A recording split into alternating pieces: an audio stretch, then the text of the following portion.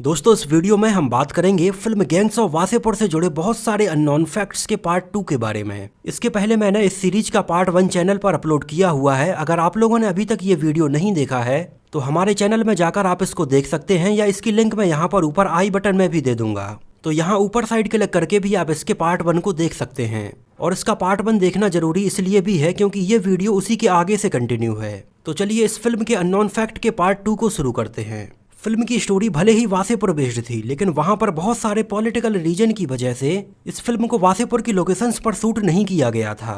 Film की ज्यादातर shooting Bihar, Varanasi और उत्तर प्रदेश की चूनर जैसी लोकेशंस पर फिल्माए गए थे। हालांकि फिल्म की पूरी शूटिंग एकदम रियल लोकेशंस पर की गई थी। इसके लिए किसी भी तरह के फिल्म के सेट का यूज नहीं किया गया था। फिल्म में दिखाया गया सरदार खान का घर एक्चुअली अनुराग कश्यप का बचपन में रियल घर था, जिस घर में अनुराग कश्यप और उनके छोटे भाई अभिनव कश्यप का पूरा बचपन बीता था। उनका ये घर उत्तर प्रदेश के ओबरा में स्थित है और वहीं पर फिल्म के इन सीन्स को शूट किया गया था। इसके अलावा अनुराग कश्यप की बहन अनुभूति कश्यप ने भी इसमें एक असिस्टेंट डायरेक्टर के तौर पर काम किया था। उनकी बहन अनुभूति कश्यप ने भी फिल्म के लिए बहुत सारी लोकेशन से सजेस्ट की थी, जैसे फिल्म में दिखने वाला एक रियल कसाई खाना जहाँ पर पंकज त्रिपाठी बहुत सारी भैंसें काटते हैं। एक्चुअली इस सीन की शूटिंग इलाहाबाद के एक रियल कसाई खाने में की गई थी, जहां पर चारों तरफ एकदम खून ही खून था और फिल्म में दिखने वाली ये सारी चीजें एकदम रियल थीं। हालांकि ऐसी लोकेशंस पर शूट करने में एक्टर्स को काफ़ी मुश्किलों का सामना करना पड़ा था। कई एक्टर्स तो सीन शुरू होने के पहले उल्टी करते थे और सीन कट हो जाने के बाद फिर से उल्टी करते थे, क्योंकि वहाँ का नज़ारा ही कुछ ऐसा था। फिल्म के इसी सीन में इलाहाबाद के बहुत सारे रियल कसाई भी दिखाए गए थे। इसके अलावा इस फिल्म के एक सीन की शूटिंग जिस टाइम पर वाराणसी में की जा रही थी, उस टाइम पर फिल्म का एक एक्शन सीक्वेंस शूट करते टाइम पर फिल्म के चीफ असिस्टेंट डायरेक्टर साहिल शाह की एक एक्सीडेंट में मृत्यु हो गई थी। एक्चुअली वहां पर फिल्म का एक सीन शूट होना था जहां पर एक पतले से पुल के ऊपर से 2 कारों को निकलना था, और इस सीन को शूट करते टाइम पर उनका बैलेंस अचानक से बिगड़ा और उनका सिर एक लोहे की रॉड से टकरा गया और उनके सिर में लगी ये चोट इतनी गंभीर थी कि उनकी वहीं पर मृत्यु हो गई थी। इस वजह से ये फिल्म सोहेल शाह को डेडिकेट की गई थी, जो कि फिल्म के स्टार्टिंग में हमें दिखाया भी जाता है। इसके अलावा विकी कौशल, जिनको उस टाइम पर कोई भी नहीं जानता था, उन्होंने इस फिल्म में एक असिस्टेंट डायरेक्टर के तौर पर काम किया था। एक्चुअली विकी कौशल के पिता श्याम कौशल इस फिल्म में एक एक्शन डायरेक्टर के तौर पर काम कर रहे थे, और उन्हीं के साथ विकी कौशल भी फिल्म में अनुराग कश्यप के साथ एक असिस्टेंट डायरेक्टर के तौर पर काम कर रहे थे। और फिल्म के एक छोटे से सीन में आपने शायद विकी कौशल को नोटिस भी किया होगा। फिल्म का ये सीन था जब ऋचा चड्ढा एक वैश्या खाने में मनोज वाजपेयी को ढूंढने के लिए जाती हैं। तब उस सीन में ऋचा चड्ढा विकी कौशल से सरदार खान के बारे में पूछती हैं। एक्चुअली विकी कौशल इस सीन में खिड़की के पीछे खड़े हुए हमें दिखाई देते हैं, और ये ऐसा पहली बार था जब विकी कौशल कैमरे के सामने नजर आए थे। हालांकि विकी कौशल का ये सीन इतना छोटा था कि उनको शायद बहुत सारे लोगों ने देखा भी नहीं होगा, और आगे चलकर विकी कौशल अनुराग कश्यप के प्रोडक्शन हाउस की बहुत सारी फिल्मों में नजर आए, जिनमें बॉम्बे वेलवेट और रमन राघव 2.0 जैसी कई फिल्में शामिल थीं। इसके अलावा फिल्म में एक सीन था जिसमें सुल्तान और उनके कुछ आदमी फैजल खान के घर पर अटैक कर देते हैं, और इस सीन में नवाजुद्दीन सिद्दीकी हमें सीढ़ियों से ऊपर चढ़ते हुए छत के ऊपर से भागते हुए दिखाई देते हैं। एक्चुअली नवाजुद्दीन सिद्दीकी के इस पूरे सीन को एक ही टेक में शूट किया गया था, जिसकी लंबाई लगभग 7 मिनट 45 सेकेंड के आसपास थी। इस सीन में बिना किसी कट के नवाजुद्दीन सिद्दीकी को अपने छत से दूसरे छत पर कूदते हुए दिखाया जाना था। हालांकि पहले ये छत से कूदने वाले सीन के लिए नवाजुद्दीन सिद्दीकी को रस्सियों के सहारे बांधा गया था, जिससे कि नवाजुद्दीन सिद्दीकी को कोई चोट ना लगे, लेकिन वैसे नवाजुद्दीन सिद्दीकी इसको शूट नहीं कर पा रहे थे। इस वजह से बाद में नवाजुद्दीन सिद्दीकी ने बिना किसी सेफ्टी चीज़ों का यूज किए बिना ही इस सीन में एक छत से दूसरे छत पर रियल जंप लगाई थी, और केवल एक सिंगल ही टेक में इस सीन को बेहतर तरीके से शूट कर लिया गया था। पंकज त्रिपाठी के द्वारा घर पर अटैक करने वाले इस सीन के लिए पूरी रात तैयारियां की गई थीं, और तब जाकर सुबह के वक्त इस सीन को लगभग 4:30 से 5 बजे के बीच में शूट किया गया था। इसके अलावा फिल्म का एक सीन था जहां पर मनोज वाजपेयी एक देसी कट्टा बनाने वाले से मिलते हैं। इस सीन में जो हमें आदमी दिखाया जाता है वो लोग रियल में देसी कट्टा बनाते थे, और वो लोग उस टाइम पर कैमरे के सामने आने के लिए तैयार नहीं हो रहे थे। इस वजह से इस सीन को कुछ ऐसे शूट किया गया था जिसमें अनुराग कश्यप उस आदमी से कट्टा बनाने के बारे में पूछते हैं, और इसका वीडियो वहां पर शूट किया गया था, और बाद में मनोज वाजपेयी का सवाल पूछने वाला वीडियो अलग से शूट किया गया था, और बाद में इन दोनों ही सीन को मिक्स करके कुछ ऐसे दिखाया जाता है जिसमें ऐसा लगता है जैसे मनोज वाजपेयी सामने सामने ही उससे कट्टा बनाने के बारे में पूछ रहे हैं, जिसमें वो बताता है कि कट्टा बनाने के लिए साइकिल का पाइप नहीं ट्रक की स्टीयरिंग के पाइप की जरूरत पड़ेगी। इसके अलावा फिल्म का एक और सीन था जिसमें मनोज वाजपेयी पहलवान को एक के बाद एक चाकू मारते हैं। एक्चुअली फिल्म का ये सीन वैसे तो सीरियस था लेकिन देखने में काफी फनी लग रहा था।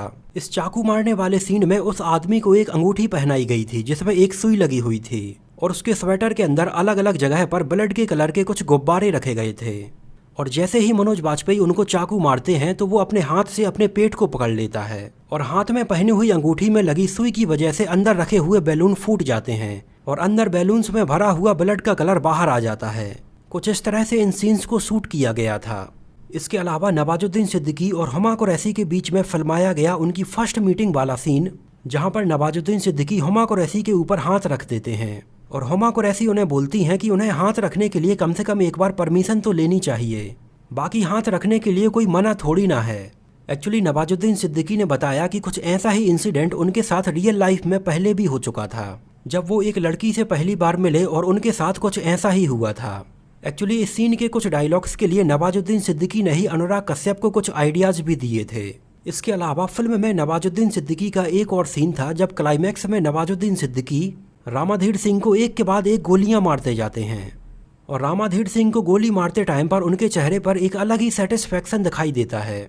एक्चुअली नवाजुद्दीन सिद्दीकी ने बताया कि इस सीन का आइडिया उन्हें उनके बचपन में हुए एक रियल इंसिडेंट के बाद आया था। उन्होंने बताया कि उन्होंने अपने बचपन में एक इंसिडेंट सुना था जब एक आदमी ने एक दूसरे से दुश्मनी निकालने के लिए उसके शरीर के धीरे धीरे 21 टुकड़े किए थे और उसी को याद करते हुए नवाजुद्दीन सिद्दीकी ने इस क्लाइमैक्स सीन में रामाधीर सिंह को गोली मारते टाइम पर अपने फेस पर इतने सेटिस्फैक्शन वाले एक्सप्रेशन दिए थे।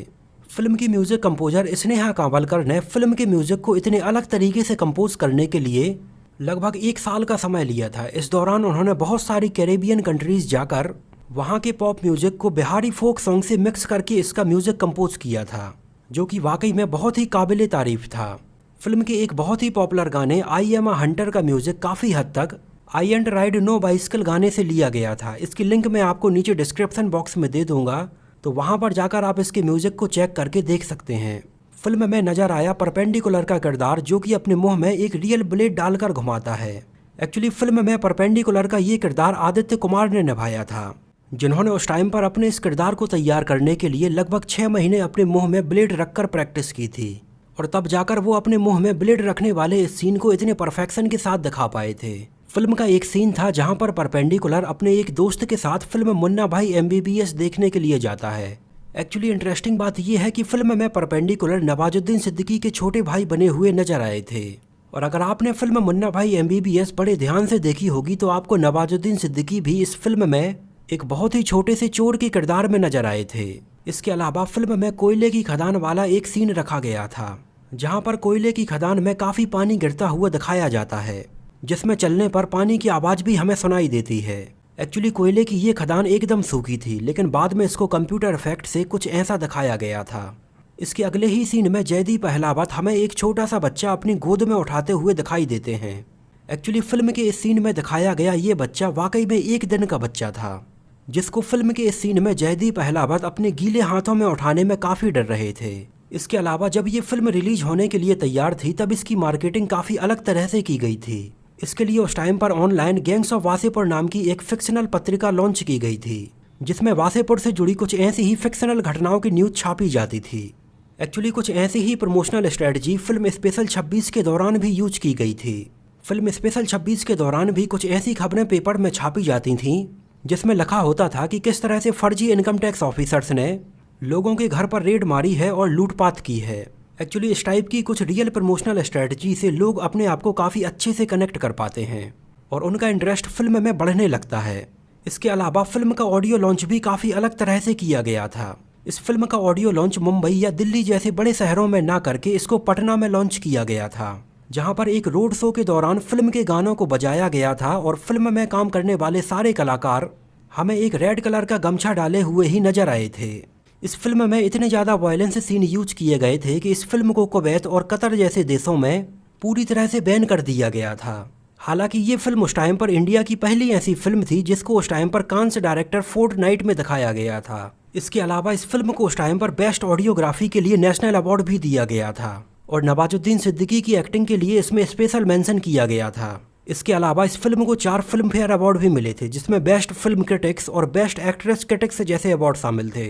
फिल्म गैंग्स ऑफ वासेपुर की सीरीज को मिले ऑडियंस की तरफ से इतने प्यार को देखते हुए आगे चलकर डायरेक्टर अनुराग कश्यप ने इस सीरीज का एक और पार्ट गैंग्स ऑफ वासेपुर 1.5 बनाने का अनाउंसमेंट किया था। लेकिन फिल्म का ये पार्ट वो कब तक बनाएंगे और ये कब तक बनकर कंप्लीट होगा, इसके बारे में अभी कुछ कहा नहीं जा सकता है। तो दोस्तों, ये तो बात हुई फिल्म गैंग्स ऑफ वासेपुर से जुड़े बहुत सारे अननोन फैक्ट्स के बारे में। अभी भी शायद इन दोनों ही पार्ट में मुझसे कुछ चीज़ें मिस हो गई होंगी, और अगर आपको इसके बारे में कुछ और चीज़ें पता हैं तो हमें कमेंट में इसके बारे में ज़रूर बताइए। और अगर ये दोनों ही वीडियो आपको पसंद आए हों, मेरी मेहनत आपको पसंद आई हो, तो इसको लाइक करके मुझे इस बात का जवाब ज़रूर दीजिए। तो मिलते हैं किसी नए वीडियो में किसी नई मूवी से जुड़े बहुत सारे अननोन फैक्ट्स और ऐसी ही रोचक बातों के साथ।